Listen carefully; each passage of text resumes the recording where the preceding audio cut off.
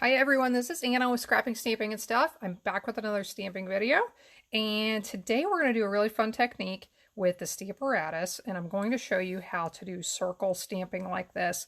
You can call it a wreath, you can call it the circle stamping technique, but you can do some really neat things when you take one image and stamp them a bunch of times in a circle. So I'll show you how to take this little pretty sunflower from the new Celebrate Sunflower stamp set, stamp it a few times, and get this wreath effect. So I'll bring in my Stamparatus and show you how to prepare to do this. So here are the materials we need. We need a piece of white cardstock that measures 4 by 4 inches. I'm going to show you different colors than what the sample I did here. So I have a piece of Mango Melody that measures 4 1/8 by 4 1/8, and Calypso Coral that measures 4 1/4 by 8 1/2, and then I fold it in half. My sample, I used Cajun Craze and crushed curry for the colors, and then for stamping I used Cajun Craze and pumpkin pie. So this one I'm going to do colors a little bit differently, but my 4 by 4 inch piece of white cardstock I need to trace onto my piece of grid paper for the Stamparatus. If you didn't know that, you could buy these grid papers for the Stamparatus, and I'm going to center this. It doesn't really matter where you do this, but I'm going to center it just to make it a little bit easier, and I'm going to trace around it. This doesn't have to be perfect. My corners especially are probably not going to be perfect. We'll do that, and then we need to rotate it at an angle, attempt to center that, and trace around it again. So I can see my points are all on these center lines, and that looks good to me. Trace around this.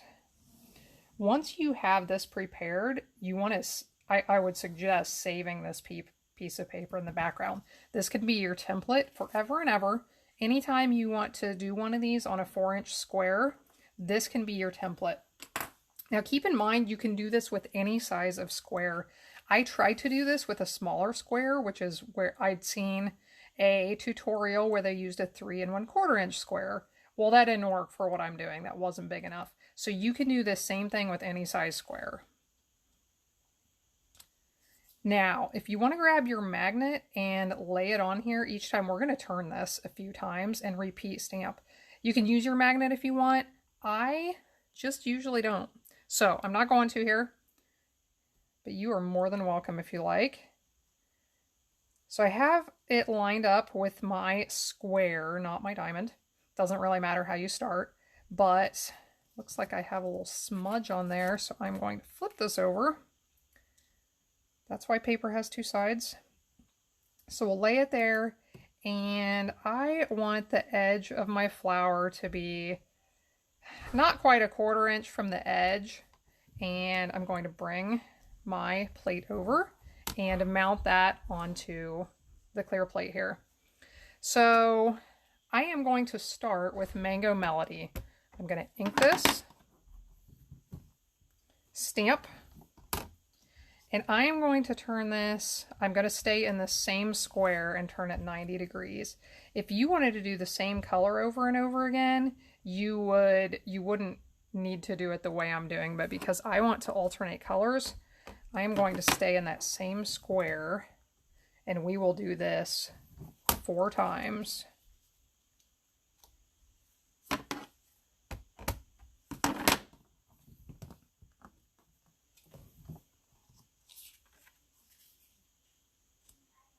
You could tape your paper down if you want to make sure everything doesn't shift. You could grab that magnet.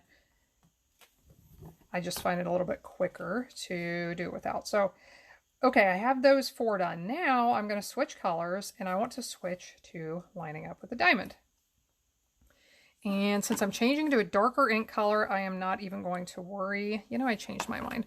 I was thinking about not cleaning off my my stamp, but I changed my mind. We'll clean it off real fast, make sure those colors don't bleed. The next color I'm using is Calypso Coral.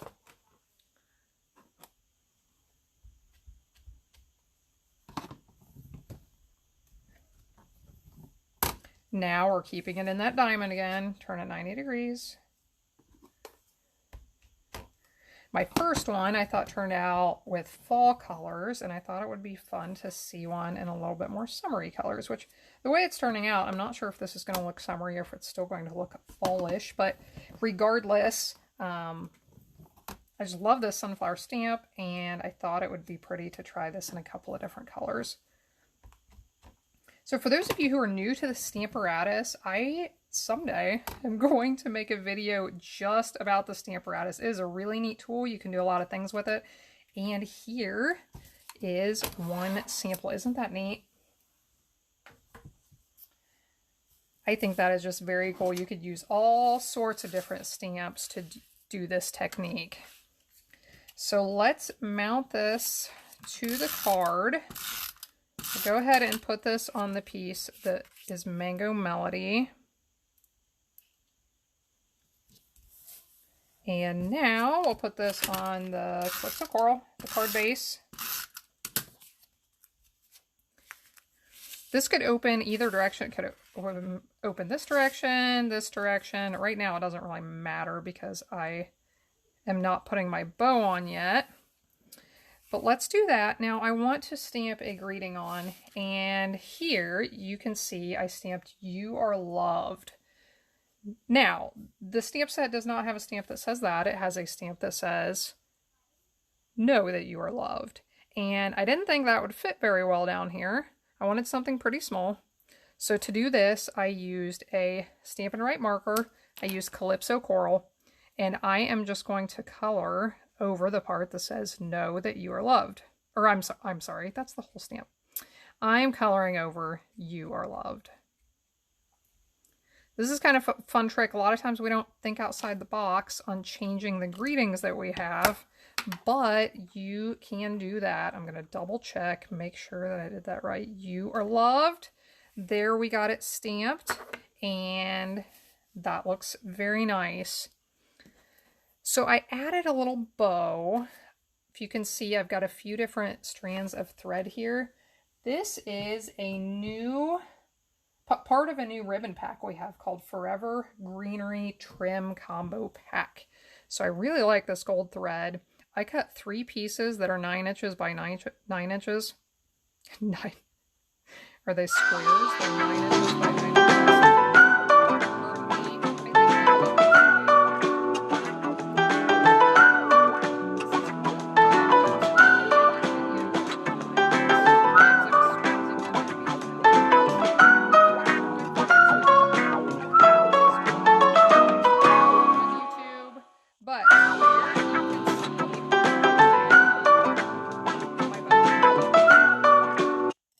You like my ringtone? Pretty cute, huh?